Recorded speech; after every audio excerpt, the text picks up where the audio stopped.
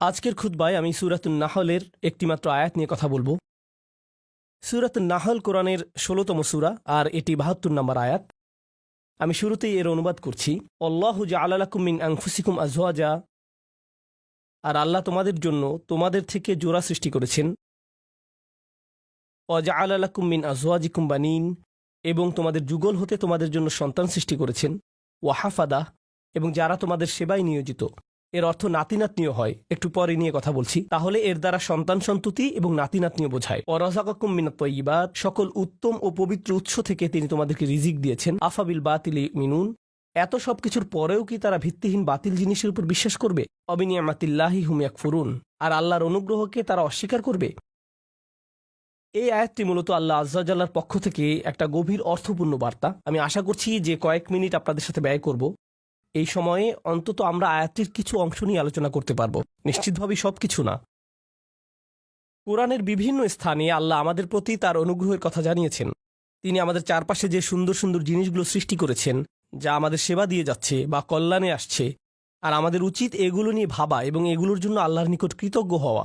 স্পষ্টত এই আয়াতের মূল কথাও আল্লাহর প্রতি কৃতজ্ঞ হওয়া, কারণ আয়াতটি শেষ হয়েছে একথা বলে, অবিনিয়ামাতিল্লাহি হুম ইয়াকফুরুন, যে তারা আল্লাহর অনুগ্রহের প্রতি কৃতজ্ঞ। যদি এখান থেকে একটু পেছনে এসে লক্ষ্য করেন তাহলে বুঝতে পারবেন এই আয়াতে যা কিছু বর্ণিত হয়েছে সব কিছুর জন্য আমার আল্লাহর প্রতি কৃতজ্ঞ হওয়া উচিত।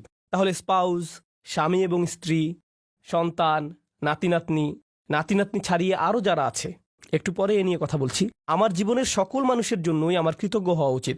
এটা তো দেখা যাচ্ছে বিশাল একটা চ্যালেঞ্জ, কারণ একটা আপেলের জন্য কৃতজ্ঞ হওয়া খুব সহজ, একটা গাড়ির জন্য কৃতজ্ঞ হওয়া খুব সহজ, কারণ গাড়িটা আপনি যা চান তাই করে। আবার খাবারের জন্য কৃতজ্ঞ হওয়া অনেক সহজ, কারণ এটি আমাদের সাথে সাথে পুষ্টি যোগায়। আপনার চাকরির জন্য কৃতজ্ঞ হওয়া সহজ, কারণ দিন শেষে আপনি বেতন পাচ্ছেন। কাপড়ের জন্য কৃতজ্ঞ হওয়া সহজ, এটি আমাদেরকে ঢেকে রাখে এবং ক্ষতিকর জিনিস থেকে সুরক্ষা দেয়। তো এমন সব জিনিসের জন্য কৃতজ্ঞ হওয়া খুবই সহজ, যেসব জিনিসের সুবিধা আমি তাৎক্ষণিকভাবে প্রত্যক্ষ করি, কিন্তু আমি বুঝতে পারছি না স্বামী, স্ত্রী, সন্তান এদের জন্য কিভাবে কৃতজ্ঞ হব। মানে বিষয়টা বেশ জটিল আকার ধারণ করতে পারে। সিরিয়াসলি, আপনি তাদেরকে দেখেছেন? তারাও আশীর্বাদ। আপনি আমার বাবাকে চেনেন, উনিও কি আশীর্বাদ? আমার বাচ্চাদের কখনো দেখেছেন তারা কিভাবে আমার সাথে কথা বলে জানেন? তারা আমার জন্য অনুগ্রহ। এদের জন্য আমার কৃতজ্ঞ হওয়া উচিত। আমার জন্য আয়াতের অর্থ বলে দেওয়াটা খুব সহজ। এই যে আল্লাহ চান আমরা যেন কৃতজ্ঞ হই আমাদের স্বামী বা স্ত্রীর জন্য, সন্তানদের জন্য, নাতি নাতনিদের জন্য। প্রসঙ্গত এখানে আরো জটিল এবং মজার একটা ব্যাপার আছে। হাফাদাহ নাতি নাতনি অর্থে ব্যবহৃত হয়। প্রকৃতপক্ষে এটি হাফিদের প্রচলিত বহুবচন। হাফিদ একবচন মানে নাতি, বহুবচন আহফাদ এবং হুফাদা, যার অর্থ নাতি নাতনিরা। আর হাফাদাহ সম্পর্কে আত-তাবারি সহ অনেকে বলেন কুল্লু মান ইউইন ওয়া ইয়াখদিম, অর্থাৎ যারাই আপনার কোনো কাজে এসেছে, যাদের সাহায্য পেয়েছেন আপনার বৈবাহিক আত্মীয়তার কারণে, এমন প্রত্যেকে যারা আপনাকে সাহায্য করেছে বা যাদের সাথে আত্মীয়তার বন্ধনে যুক্ত হয়েছেন বিয়ে করার কারণে, তারাই মূলত হাফাদায়ের অন্তর্ভুক্ত। তাই অনেক আগেই মুজাহিদ শ্বশুরবাড়ির আত্মীয়দের হাফাদায়ের অংশ বলেছেন। তাহলে এই যে কোরআনে শ্বশুরবাড়ির আত্মীয়দের নিয়েও আয়াত আছে, কারো মনে যদি জিজ্ঞাসা থাকে এ নিয়ে, ব্যাপারটা আরো জটিল আকার ধারণ করে, কারণ শ্বশুরবাড়ির আত্মীয়দের নিয়েও আমাদের কৃতজ্ঞ হওয়ার কথা। কি সিরিয়াসলি?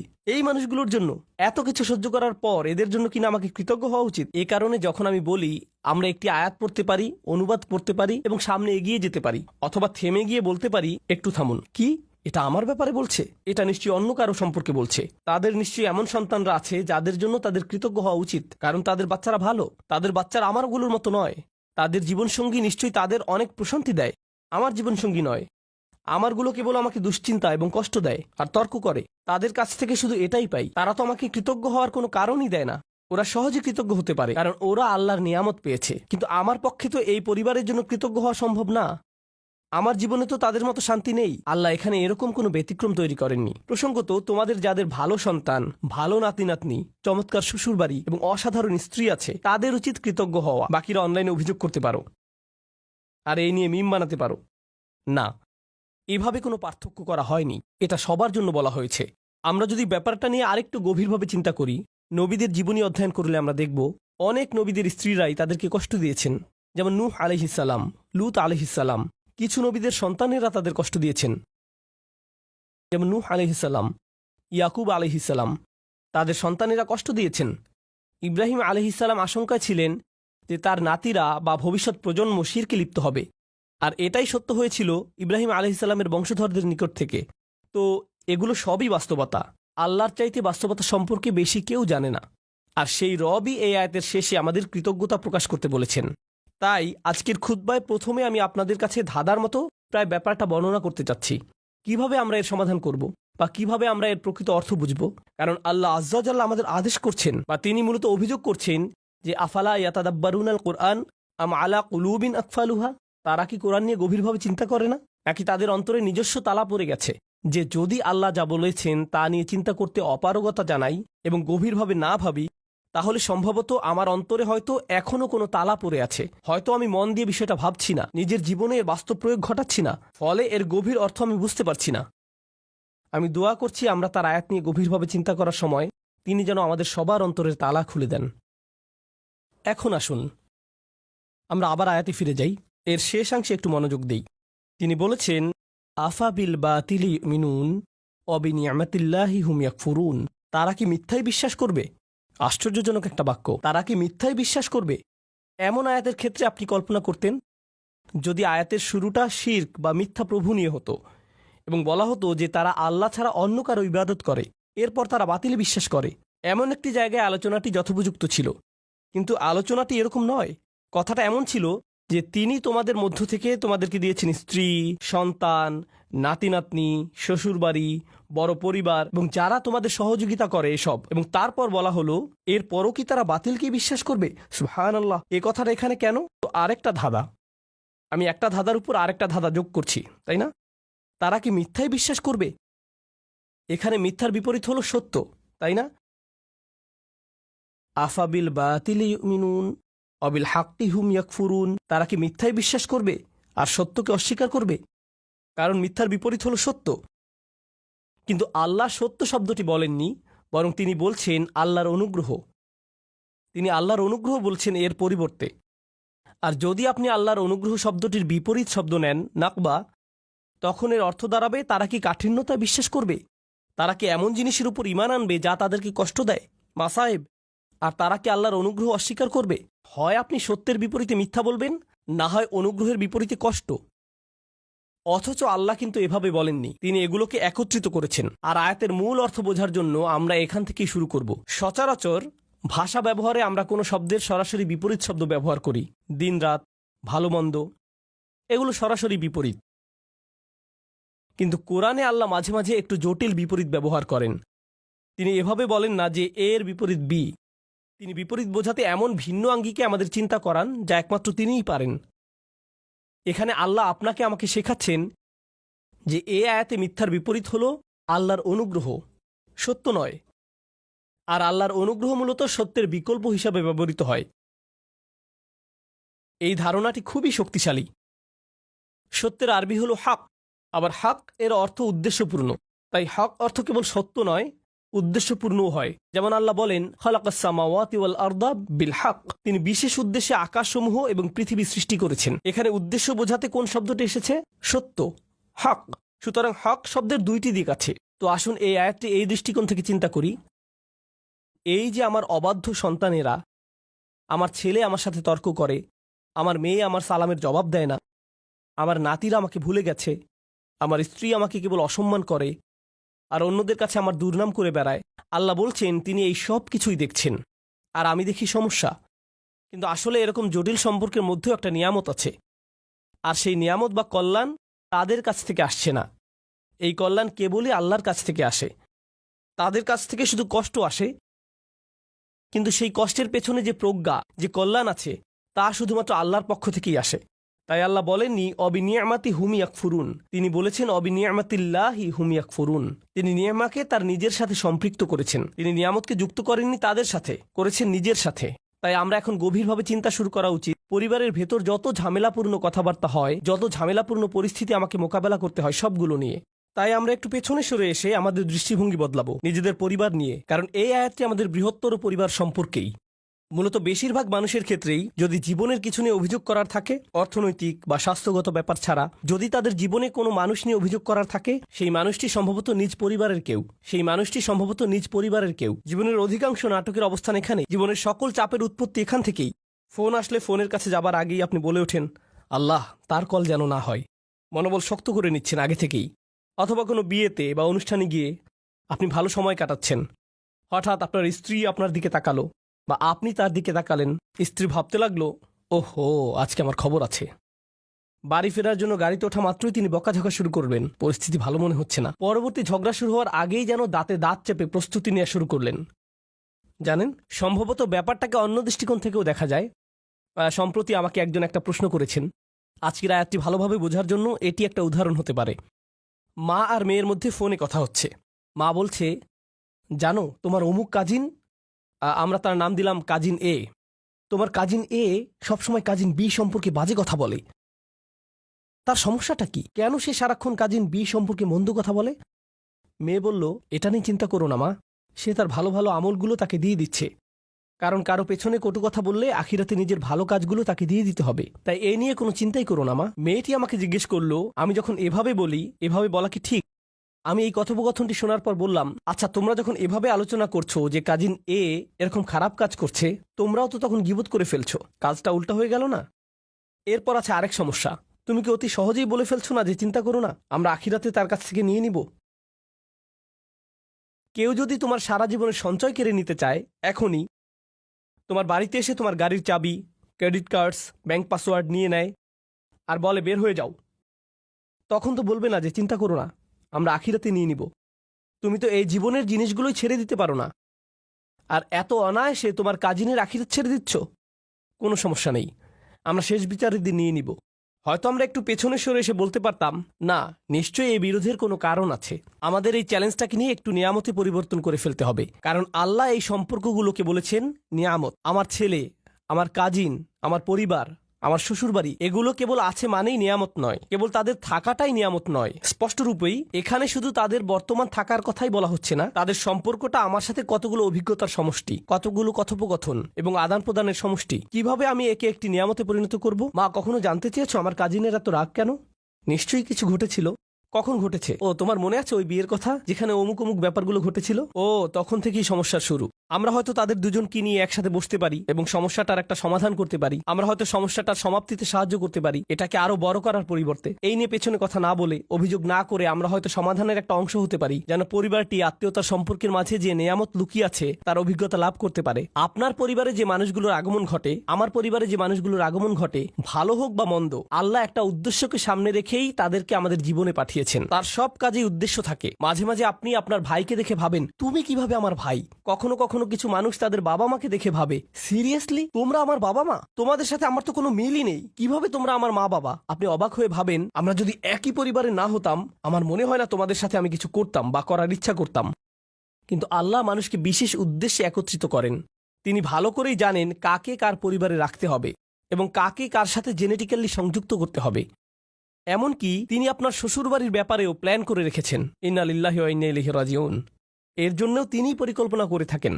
এখন সবকিছুকে একটা বড় পরীক্ষা মনে হতে পারে, কিন্তু আমি যদি নির্দিষ্ট একটি দৃষ্টিকোণ থেকে আয়াতটি নিয়ে চিন্তা করি, আমাকে এখানে আশীর্বাদ খুঁজে পেতে হবে। আমি এখানে আশীর্বাদ খুঁজে পাবো না যদি আমি সবকিছুকে উদ্দেশ্যপূর্ণ দৃষ্টিতে না দেখি। সম্ভবত এই ঝগড়ার পেছনের উদ্দেশ্য আমাকে খুঁজে বের করতে হবে এবং সঠিক কাজটি করতে হবে, সঠিক কথাগুলো বলতে হবে, যেন এই বিরোধের নিষ্পত্তি হয়। আল্লাহ এমন মানুষদের নিয়ে কথা বলেছেন যারা সত্যিই তাকে বিশ্বাস করে। তিনি তাদের সম্পর্কেও বলেন যারা বিপরীতে ফাসাদ তৈরি করে। তিনি বলেন,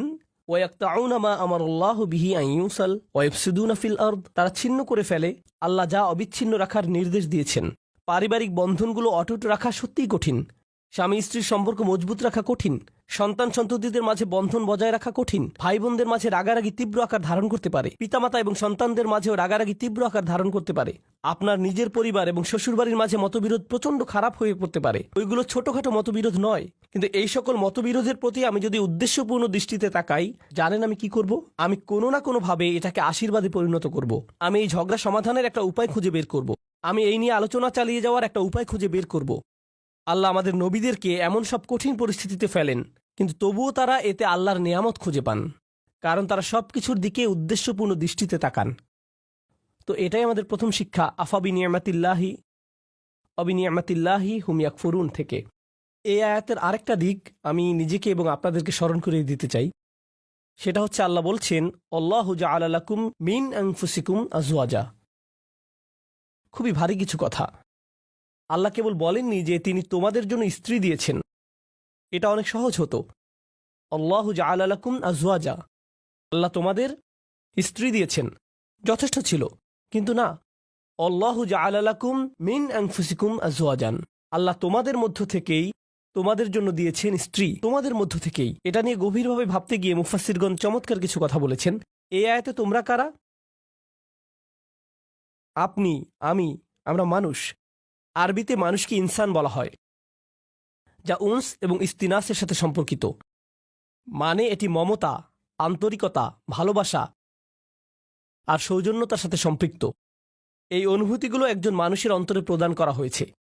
অন্যের অনুভূতির প্রতি শ্রদ্ধাশীল হওয়া, যেমন আল্লাহ তাআলা বলছেন কারো অনুমতি ছাড়া তার ঘরে প্রবেশ না করতে। আপনার বন্ধুর বাসায় গিয়ে সোজাসুজি ভিতরে চলে যেতে পারবেন না, তাই না?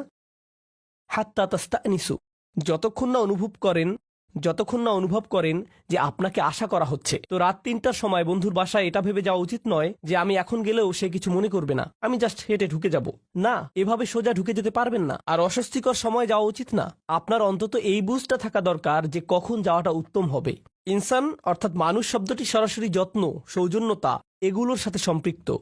উনস এবং ইস্তিনাস, আল্লাহ বলেছেন তিনি আমাকে যে উপাদান থেকে সৃষ্টি করেছেন সেই একই উপাদান থেকে আমার স্ত্রীকেও সৃষ্টি করেছেন। তাই আমার যদি আবেগ অনুভূতি থেকে থাকে, ভাবনা থেকে থাকে, মতামত থেকে থাকে, তারও সেগুলো আছে। একজন স্ত্রীরও এভাবে ভাবা উচিত যে আমার যেমন আবেগ আছে, কিছু একটা যদি আমাকে বিরক্ত করে, কিছু জিনিস আমি ভালোবাসি, কিছু একটার প্রতি আমি আগ্রহী, তারও কিছু ব্যাপারে আগ্রহ আছে। আর এগুলো একই রকম হতে পারে না, কারণ আমরা একই রকম নই। ওমা খালাকাজ যাকারা ওয়াল উনসা ইন্না সা'য়াকুম লাশাত্তা, তিনি নারী পুরুষের মাঝে পার্থক্য সৃষ্টি করেছেন। একই সময়ে আমরা একে অপর থেকে ভিন্ন।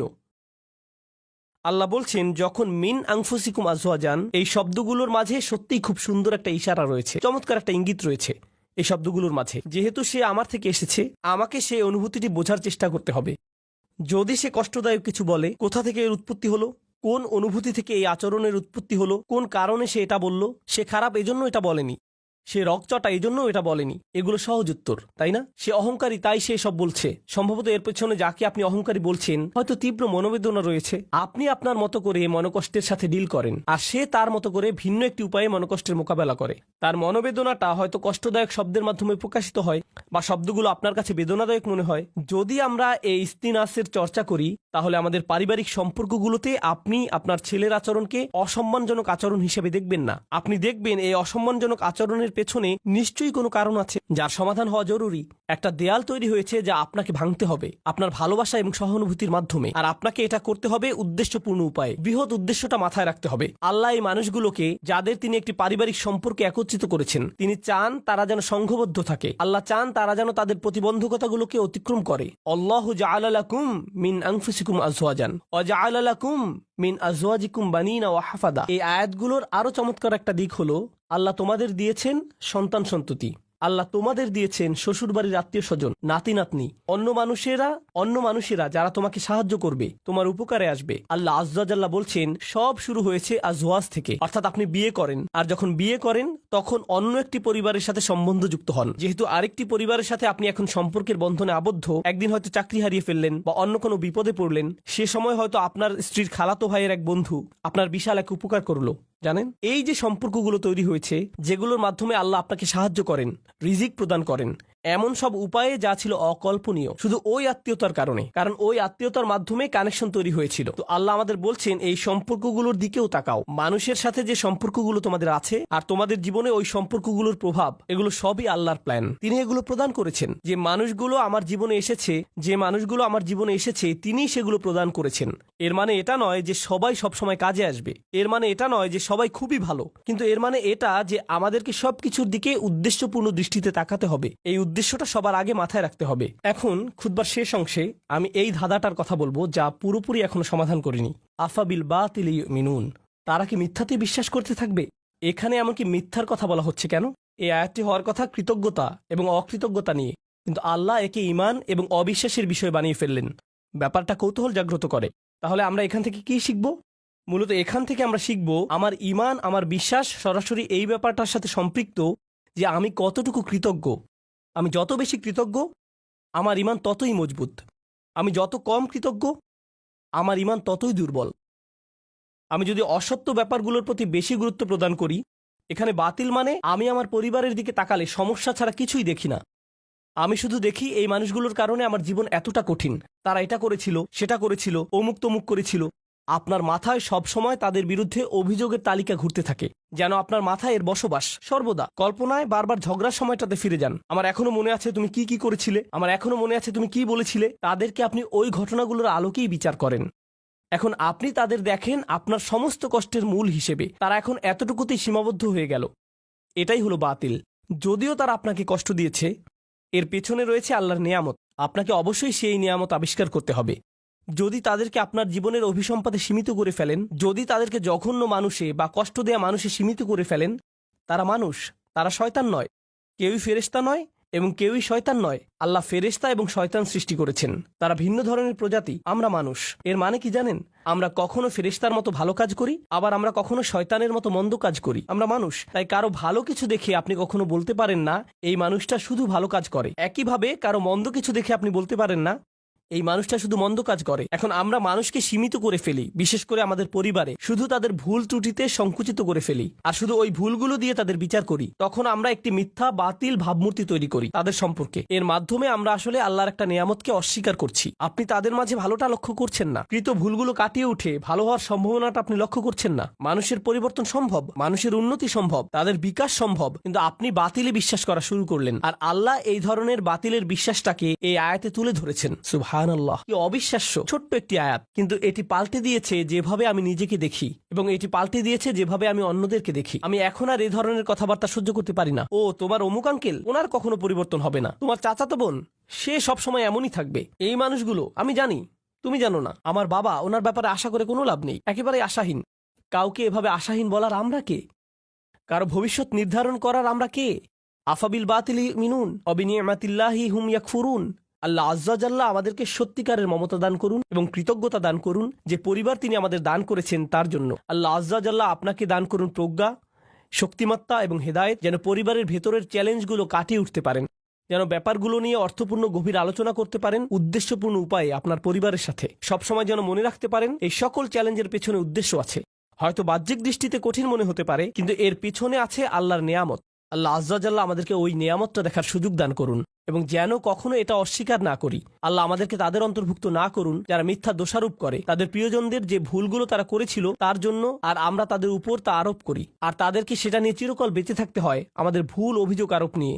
এই ভুলটাই ইয়াকুব আলাইহিসসালামের সন্তানরা করেছিল। তারা তাদের বাবার উপর ভুল একটি অভিযোগ আরোপ করেছিল, ইন্না আবানা লাফি দলালিম মুবিন। আমাদের বাবা বিভ্রান্তিতে হারিয়ে গেছেন, কারণ উনি ইউসুফকে বেশি ভালোবাসেন। উনি অন্যায্য, আমাদের বাবা অন্যায্য এবং বিভ্রান্ত। এটাই আসল কথা। উনি অন্য যা কিছুই বলেন, উনি এসব বলেছেন কারণ উনি ইউসুফকে বেশি ভালোবাসেন। আমি ওনার উপদেশ শুনি না, কারণ আমি জানি উনি পক্ষপাত দুষ্ট। আমি জানি। এখন যেহেতু তারা ওনাকে পক্ষপাতী হিসেবে কল্পনা করে নিয়েছে, ওনার ব্যাপারে একটি বাতিল ধারণা এঁকে নিয়েছে, একই কাজ আমরাও আমাদের পরিবারের সদস্যদের সাথে করতে পারি। আমরা তাদের শরীরে একটি বাতিল স্টিকার লাগিয়ে দিতে পারি। এখন তারা যাই বলুক, এগুলোর কোনো অর্থ নেই, কারণ আমরা ইতিমধ্যে মেনে নিয়েছি তাদের সব কথা সেই একই ভুল জায়গা থেকে এসেছে। তাই আমি দোয়া করি পরস্পরের প্রতি এমন করা থেকে আল্লাহ আমাদের রক্ষা করুন এবং আমাদের পরিবারগুলোকে একত্রিত করে তুলুন। আল্লাহ আমাদেরকে সাহায্য করুন যেন কাটিয়ে উঠতে পারি এবং সুস্থ হতে পারি ওই ব্যথাগুলো থেকে যা আমরা তাদের কাছ থেকে পেয়েছি, এবং তিনি আমাদেরকে যে নিয়ামত দান করেছেন তার জন্য যেন সত্যিকার অর্থে কৃতজ্ঞ হতে পারি। বারাকাল্লাহু লি ওয়া লাকুম ফিল কুরআনিল হাকিম ওয়া নাফা'নি ওয়া ইয়্যাকুম বিল আয়াতি ওয়া যিকরিল হাকিম।